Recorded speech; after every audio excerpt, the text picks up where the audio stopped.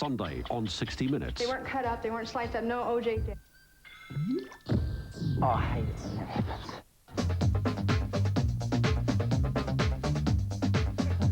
Now, you may want to ask yourself, why would someone want to jump into freezing cold water in the middle of a ski field with very few clothes on? Well, I don't really have an answer for it, but I think Ren has. It's not frozen, there's no ice on it, so it can't be that cold. All this flying garbage shall fly like a bird. Roll up, it's gonna be cold. This is the event that everybody's been waiting for. The budget rent-a-car splash for cash. As you can hear and see all around me, anything goes. What really matters is you're gonna get cold, you're gonna get wet, and you gotta get to the pool.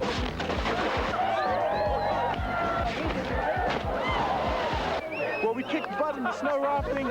Now me and my team of clowns are going to show them how it's done. Me, I just got to concentrate on getting down there. See you on the other side. Right, what you're going to be judged on today is distance, style, originality, crowd response. So you want to make it look good and get right into it. I don't think much of the opposition, they're resorting to nudity to get their point across.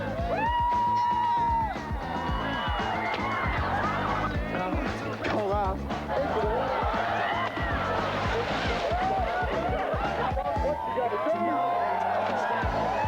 So we did a 360 triple loop.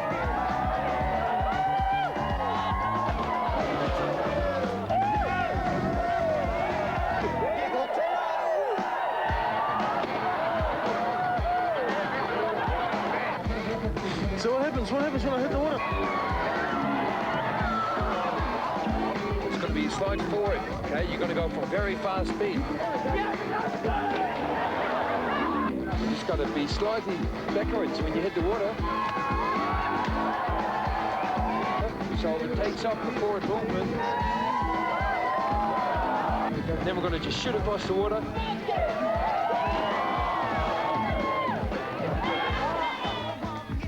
And then we're going to go inside and have some warm food and look at all these people that are going to get wet because we're going to stay dry. Oh, no. Do I have to control this thing? I'm on the edge. I don't know what I'll do here. Somebody. I'm not doing this. Time for a bath. Ready? What am I doing? 3, 2, 1, go!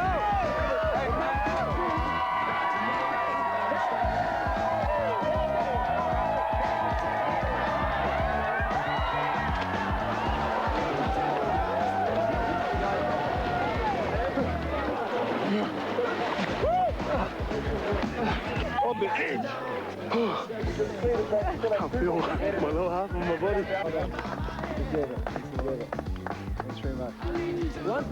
Don't spend the rest of the place.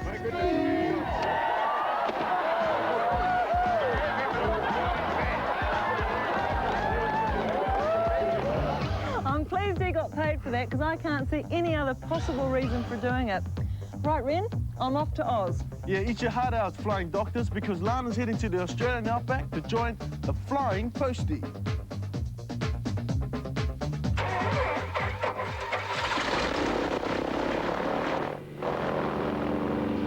Each day, this plane sets out on one of the world's longest mail runs. The mission, to bring the outside world to the remotest parts of Australia. Okay, so we're here in Cairns, and obviously looking at the map, you fly to a different location each day of the week. What's the route for today? Okay, Lana, from after we leave Cairns, we leave the coast and we track inland take into all these stations in the centre part of the Cape York Peninsula. First stop is Laura, yep. And around that area there's a lot of Aboriginal paintings. Right. And after that we take in these stations. So your mail deliveries, is it just a mail delivery or is it some other sort of service involved? Occasionally have freight for the stations, but normally a mail bag. Okay, and what about passengers? Do you ever help out at all with the locals? We have passengers travel on the service. Oh, that's good. Must be a bit of fun. It is. Okay, about an hour and a half to Laura today. depending on the winds. Before we go, I'll just brief you on the aircraft. If you haven't been in this one before, it's a Britten Norman Islander. Very well-built British aeroplane. No. Okay, enjoy your flight. Okay, thank you.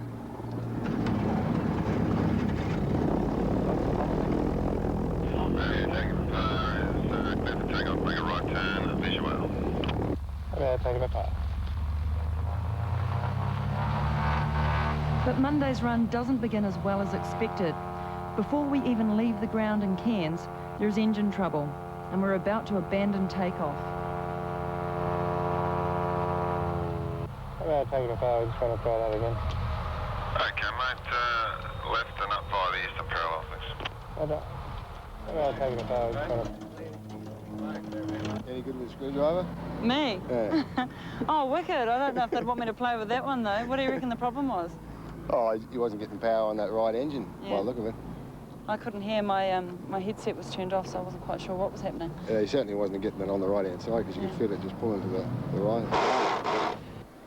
There you go, Mark, it's finished. Yeah, what was the problem? The prop control was jammed a bit, so we just lubricated and put it back together. It's all right. Get full power again. Great. Yep. Okay. Alrighty. This time we get airborne, no trouble, but you can't blame me for feeling a little nervous. What are the chances of the same engine having a similar sort of failure on the same day? Oh, the chances of that, million to one probably. That's unusual to have any engine problems at all. They're all very well maintained. But if something like that happened, we'd have to find a place to land in a hurry, wouldn't we?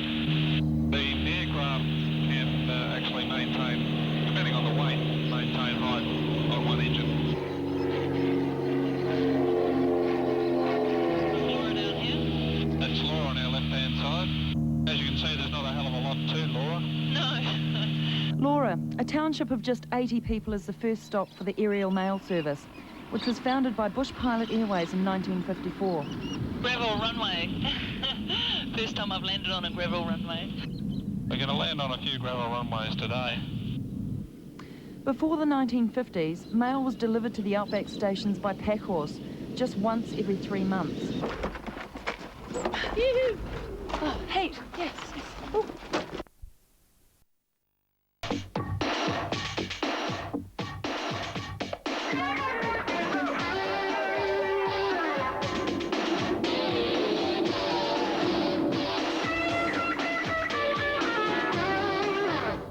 There's only one phrase that could adequately describe what downhill and competitive mountain biking is all about.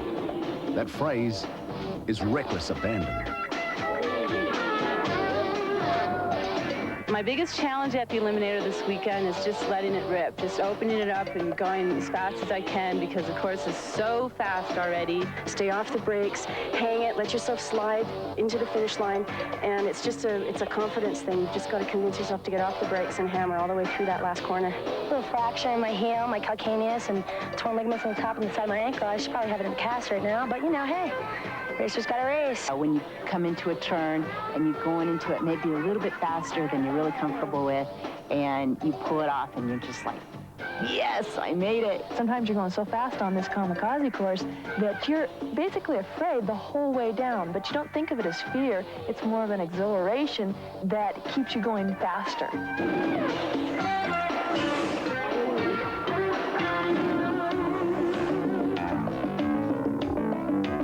These are the women who make up the downhill circuit. We recently caught up with a number of the top riders at the legendary dual kamikaze of the Reebok Eliminator. I'm happy, I'm excited, man. This is like, it's good, you know? There are only a select few that will brave the run off the top of Mammoth Mountain. Shooting out onto the kamikaze course, these competitors face 3.5 miles of steep black diamond terrain that now consists of hard-packed gravel and rocks. Some say this race is a true intimidator. Riders side by side at speeds of in excess of 50 miles per hour, all pushing the limits of their bodies as well as their bikes. For some, the only way to succeed is to cop an extremist attitude, focusing on the victory at all costs, leaving caution to the wind. And for the 1991 US downhill champion, Penny Davidson, that fear of flying is something you use to your advantage.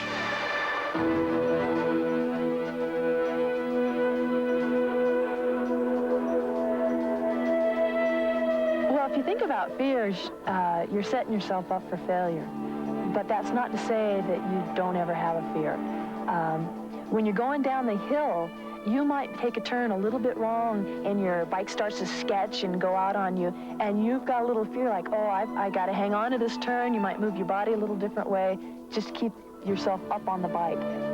It's like no feeling. If you've ever downhill skied and you're going around a turn, you got some little G-forces building up, the wind in your face, your eyes tearing, your heart starts to beat a little faster, you take a deep breath, and you can't really take a full deep breath. It's kind of like, you know, like when you had your first kiss, maybe, that kind of cool feeling. Downhill champion Cindy Whitehead has also won her share of killer races and often wonders what catapults her out of the gate and into the kamikaze abyss.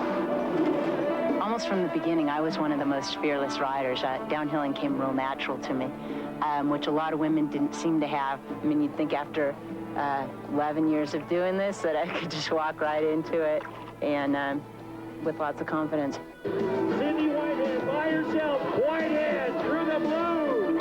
But on the final day of the race, both Penny and Cindy were no match for the most insane and unorthodox new competitor to hit the sport, Missy the Missile Giovi. Well, I've been pretty known to be kind of wild on the circuit, and I know it's pretty much going out and having a good time and kind of out of control, you know. I'm kind of like, I think, an adrenaline junkie. I like, and anything that gets my heart rate going, anything that, you know, people, I think, don't think that I'm scared of things, you know. They're like, do you have any fear? I don't think it's that I don't have any fear. I think it's just that I live for fear, you know. I thrive off of it. The races that I don't think before I go off the platform are the races that you hit the flow state and you do real well.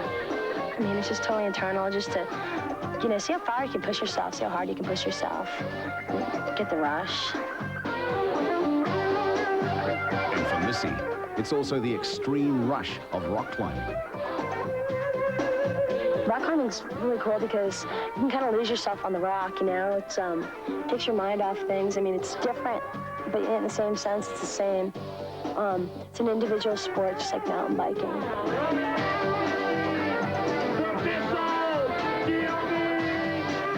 Yeah, there's a fear factor, but I live for it, you know. That's why I think that's a lot of reason why I do it. Is I like to scare myself. You know, what is there to fear but fear itself?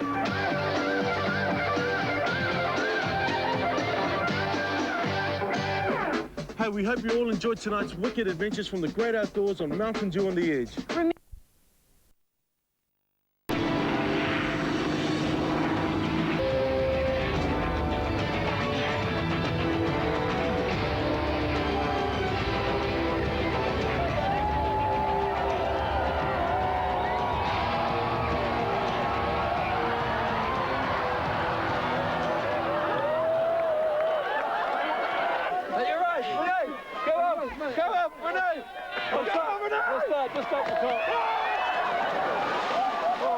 We have number 15, 1.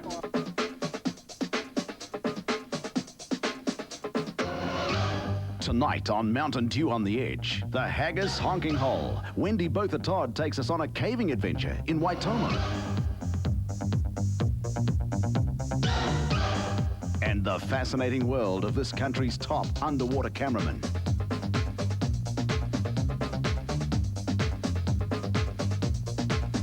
We test drive BMW's latest sporting baby, the M3.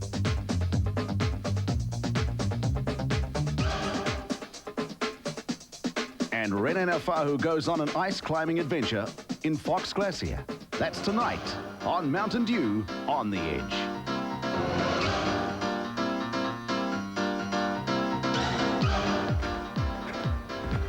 Hi, welcome to Mountain Dew on the Edge. Now I'm here in the deep southern west coast, and believe it or not, I'm standing on a river of ice. It's called the Fox Glacier. Stay tuned and we'll see what kind of adventure we can come up with. No, that's where we're going ice climbing, on the ice pinnacles over there. That's our playground. Let's go. Can't get over the scenery, man. Yeah, this has changed a lot in the last 6 years since I've been working here.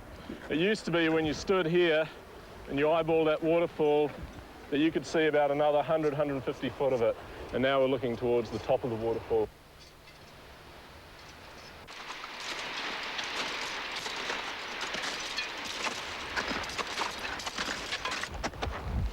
Whoa! There's quite a few of these, but they can be quite hard to pick exactly where they are. How long would this have been here then? I'd say it's been here for about 3 weeks. And new ones are being formed and the old ones collapsed, you know? Awesome.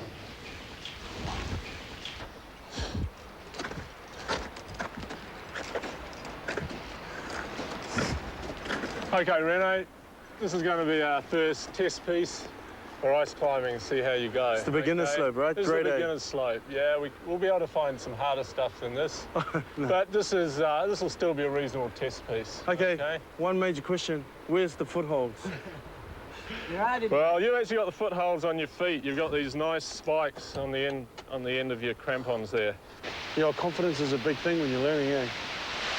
Yeah, it sure is. So having a tight rope, you know that you can just get on with the ice climbing and learn the techniques, because the consequences of falling when you're ice climbing are actually far more serious than rock climbing on the whole, because you're wearing these crampons, and when you fall, they get caught on the face, on the ice, and they throw you around at funny angles, break your ankles and that sort of thing. Oh, okay. So you don't want to take a big fall, and that's the beauty of a top rope, is you won't take a big fall.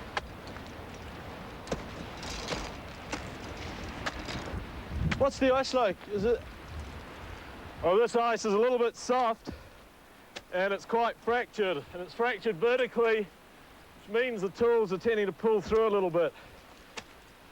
But it's still quite doable. God, he made it look so simple, didn't he? So I hate Thanks that. for the belay, Steve. My pleasure, Roy.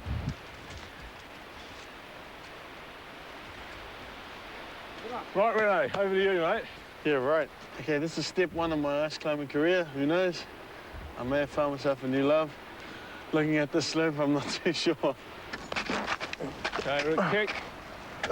Great, yeah, you're going well. Just getting a bit steeper there. Don't twist it, that's right, just up and down. Try and look after the pick.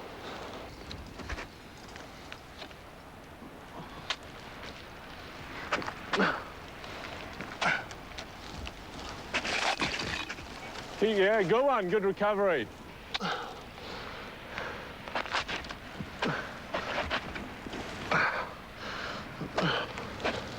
This is the hard part, getting over the lip.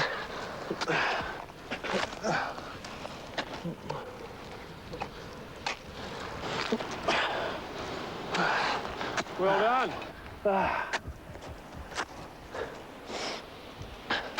Well, that's the first one over. My hands are killing me. My feet are really sore. Bit of blood, bit of juice. But I guess that's my learner's license.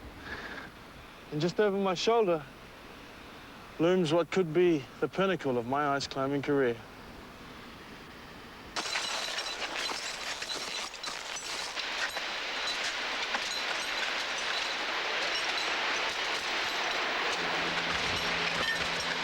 Holy guacamole. Well, Okay, this is sort of where we're going to be climbing. I'll just go and fix the top rope for it. You can take a break, but don't wander about. All right? Too many crevasses. I'll try not to, eh? Sorry, but I've got to knock a bit of ice away. Well, now you know why we're wearing crash helmets.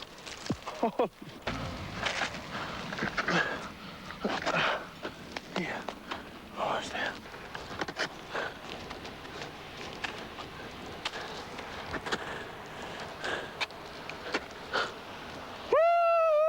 Woo! Good one, Rene, excellent. Yeah!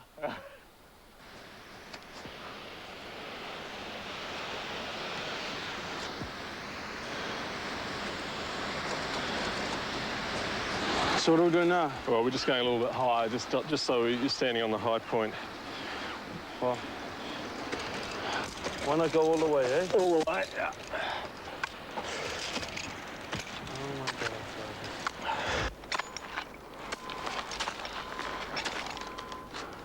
You're really getting the hang of this now. Step. Just moving one thing at a time, 1 foot or 1 tool. Up and down, up and down. Just jiggle it up and down, up and down. Yeah, that's it. Step. Watch your feet. Yeah, I'm watching my feet.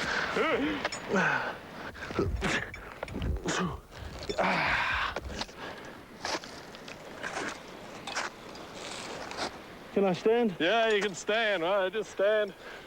Here we are. Woo! Not a bad effort, right? Not a bad effort. My first ever time. That's Rene Nafahu on top of the world on the west coast. Now stay with us because I'm in for the big squeeze in Waitomo. Coming up, the Haggis Honking Hole. Wendy goes caving in Waitomo. That's next on Mountain Dew on the Edge.